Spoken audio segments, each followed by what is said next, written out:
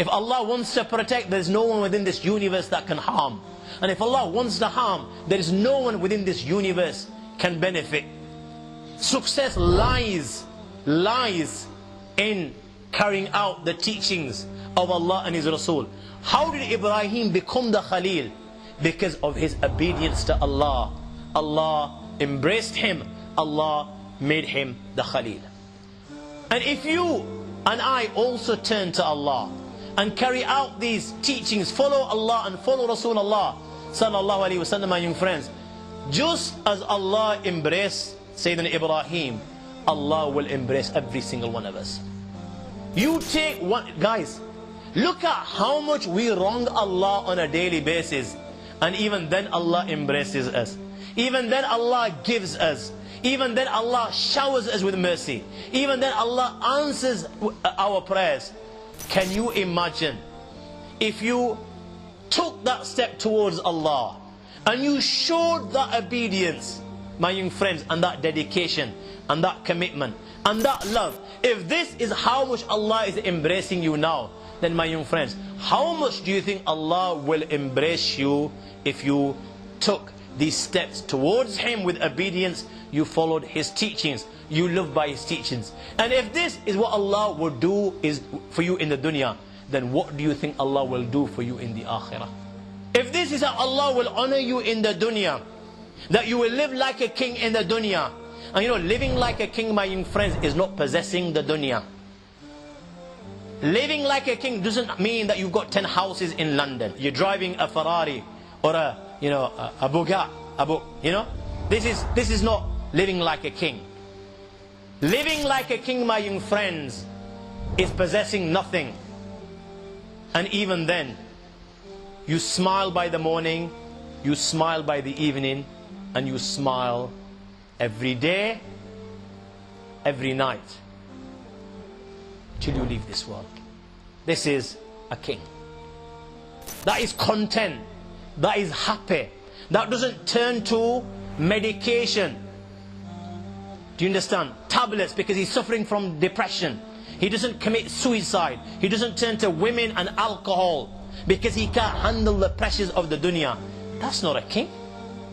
How many people out there possess more than what you and I will ever possess, but they're not happy? Why is it that they die of depression? Why is it that they turn to alcohol and dope when they've got 10 cars, 10 women out there, millions of pounds in their bank balances? Because that, my young friend, doesn't bring about happiness. What brings about happiness? Ala bi dhikrillahi tatma'innal qulub. There's only one thing that brings about happiness, and that is the dhikr of Allah, the deen of Allah, the teachings of Allah and His Rasul, and acting upon these teachings. The more you act upon these teachings, the more richer you will feel inside your heart. ليس الغنى عن كثرة الأرض ولكن الغنى غنى النفس. And غنى النفس, you can't buy it at Harrods or any other place. This you can only buy from Allah. You can only buy in Islam.